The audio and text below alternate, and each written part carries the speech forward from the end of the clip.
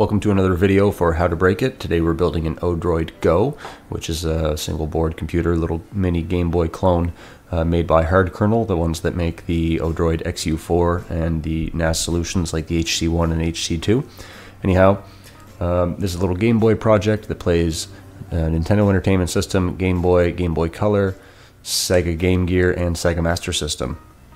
I did screw up with my filming a little bit. Some of the video is a little blurry, so I interjected a little bit of the video I took from my phone as well. So I apologize for going back and forth between the different angles. Anyhow, all the content is there. Let's get into it. This is the ODroid Go project. Little portable Game Boy, Game Boy Color, Nintendo, Sega Game Gear, and Sega Master System emulator. A little portable handhold system that looks like a Game Boy. It's actually really, really cool. It was about $32 US, 16 US shipping, and then I ended up paying about $17 Canadian. So all in all, about just shy of $80 Canadian to get this guy to my home. Comes with all of these pieces that you need. I got two of these little membrane backs for the D-pad, but I only needed to use one of them. We'll see that later. Anyhow, this is a cool little board. It is very easy to put together. It's not a high performance board. You're not going to see performance out of it like you would see from even something as low power as a Raspberry Pi Zero. This has an ESP32 module in it, this guy right here, and that runs between 80 and I believe 240 megahertz. So it's comparatively not very fast. However, not churning out a lot of horsepower means it does get about 10 hours of battery life. At least that's ODroid's claim. I haven't been through a full battery yet. Here we have the ODroid Go circuit board that has an ESP32 CPU on it. Comes with a display. It has the screws, the buttons, a battery, a screen protector, and of course the case and a USB cable. Now let's put it together. This is actually my second build. I put it together the first time using a different video. I used actually my phone to record the video, and most of the video was actually out of frame. So that explains why I have the screen protector on, as well as the screen in the back. Those steps are very simple. You have little notches right down here, and you put the screen in bottom to top. Don't apply too much pressure. The side you peel off the screen protector from goes to the front. Step 2 is to take your buttons. You want to insert them in here. Those will be your menu and your volume button. Here we have start and select. I already broke the buttons out of the case, so you can just twist them. It's very simple. Then we have our A button, which goes over here. Our B button goes to this side. Let's turn it around and have a quick little look. A and B.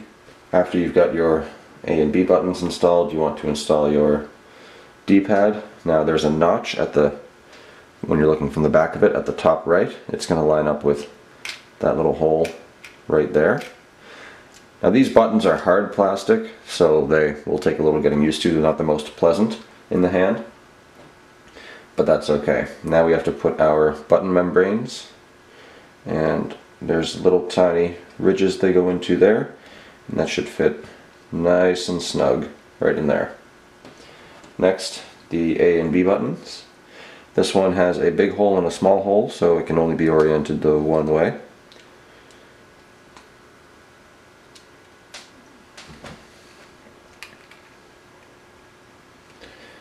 And then we want to come over and install our board.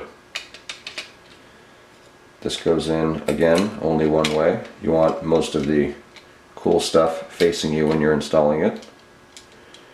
It's going to sit on some posts, and now we can screw it in.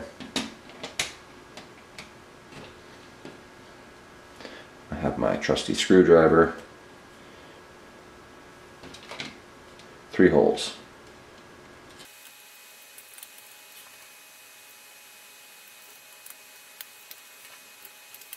Turn it over. All the buttons seem right. Good. Next we have to install the screen using this little ribbon cable to this little connector. So these black pieces here have to be pushed up, and then we stick the little ribbon in. Try not to pinch or bend too much. It'll slide in. It'll be easy to tell when it's slid in. And then you want to just close that bracket there. That's in there nice and firmly. The next step is to install the speaker. It's a little tiny thing. It does the trick. I've had this thing on. It's actually quite loud. So make sure not to have one of the wires blocking these little posts down here, because otherwise you'll put your screw right through the wire, as I almost did the first time. Very clearly labeled speaker on the right. So let's just plug that in.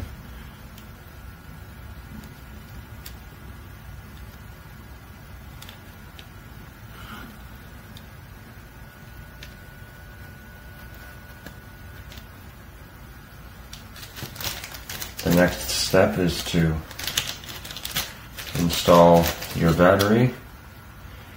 It's a 1200 milliamp hour 3.7 volt LiPo battery. It's going to go in this compartment right here. Boy, is that ever a nice fit. And then we plug that into this spot and tuck those wires away over there.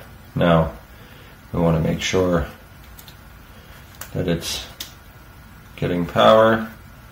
Look at all that. The next step is to install your power switch. This only goes in the one way.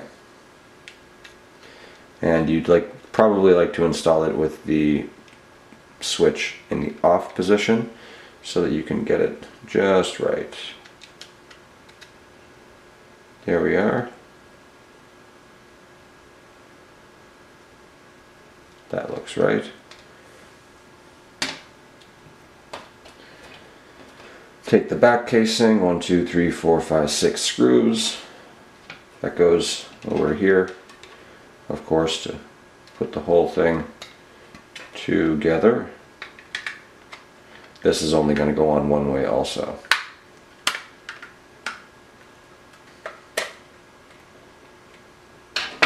Alright. Alright. That completes the assembly of the ODroid Go. Alright. Now over to the computer so we can get this thing set up with some ROMs. Alright, once we get the ODroid all put together, we now have to configure the software. So to do that, we have to come to the hard kernel website for the ODroid Go, and we want to click on this link right here underneath Make a Micro SD Card with your own game collections. So you want to click on this link. It's going to bring you over here. You have to format the SD card in FAT or FAT32. It says format as FAT, but as you'll see a little further down, we can actually use FAT32, which is good because that means we can use up to a 16 gig SD card. Now you're not going to fill a 16 gig SD card with NES and Sega Game Gear games. They're very small. But I didn't have a 4 gig lying around. But if you do use the FAT file system, the max SD card size you'll be able to use is 4 gig. Anyhow, so we have to download the skeleton files. We scroll down until we see those. And we click on download the skeleton file. We're going to want to download that. Now, as far as formatting your SD card, in Windows it's very simple. Insert it, right click, click on format, Choose your file system, FAT32. This will not work if you use NTFS or exFAT, so just make sure of that. I labeled mine ODroid Go. Click OK. It's going to pop up and say Format Complete. And then you need to move over and get these files here, ODroid and ROMs.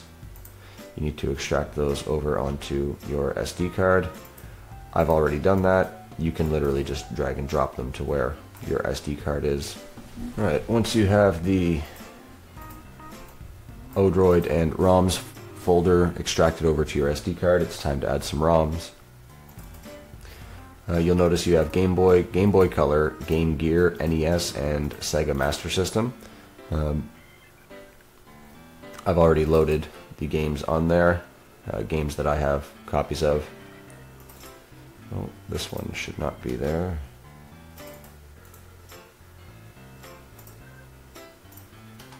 So under the GB folder, you want all of your games to have the extension GB, because that means that they're for the Game Boy. GBC, you're going to want the GBC game files. If you have the zip, just extract the zip. Your Game Gear, same thing, .gg files. NES, pretty simple, and SMS for the Sega Master System. Now we're ready to go eject this drive and put it into our ODroid Go. Now it's time to install the SD card into the back of our ODroid Go. It goes in the SD card slot here.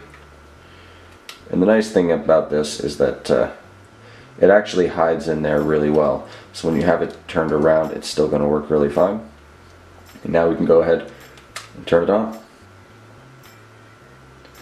Isn't that beautiful? Over here we have our menu, volume, select, start buttons. I'm going to turn the volume up to the max. Alright, we're back. I had some trouble getting some focus on the screen with my camera, so now I have to use my phone for this. Not super excited about it, but it should work. So let's play some Game Boy games. Let's try Super Mario Bros.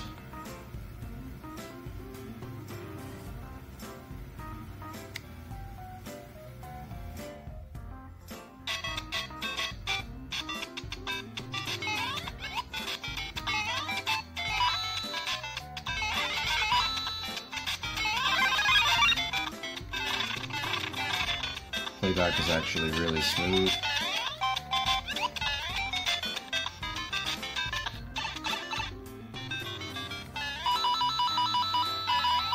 You'll notice a little bit of screen tearing when you're playing some of the NES games, but I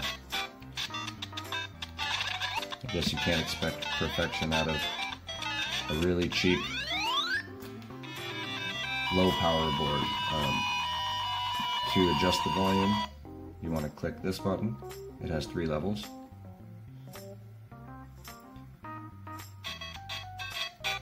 Loud, mute, 1, 2, 3. To get out of the games, you're going to want to press this button here. It's going to create a save state for you. So next time you go into that game, it's going to load right back up. Next we're going to try a Game Boy game. Let's try Mega Man 4.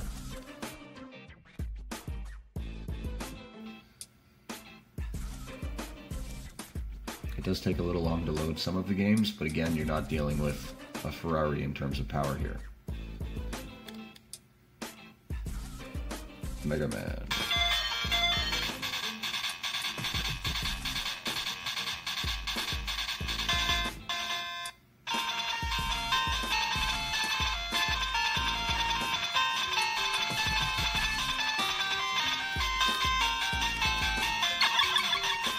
And we're off.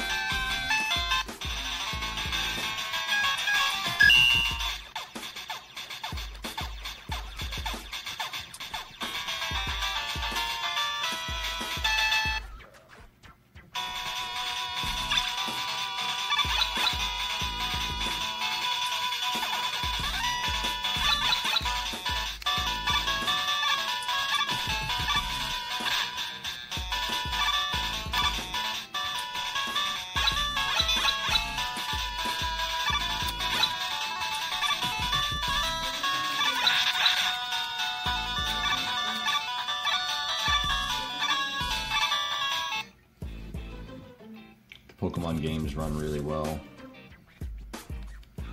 I don't want to get into them because I haven't started any of them, so we'd have to go through the long process.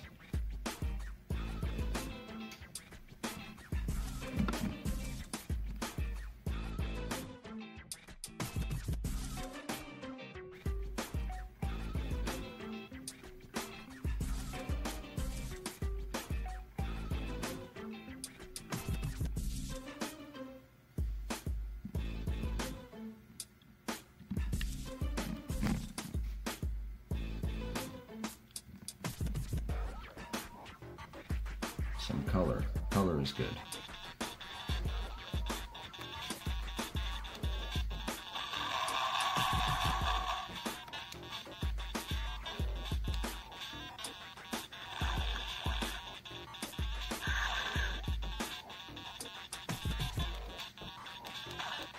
Some of the sound emulation isn't perfect.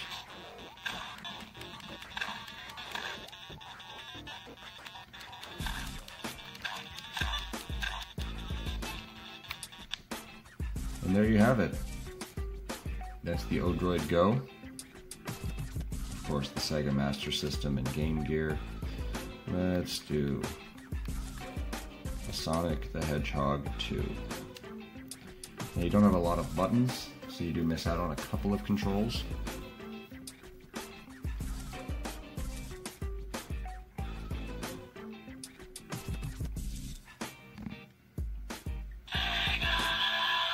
Oh yeah, I remember that.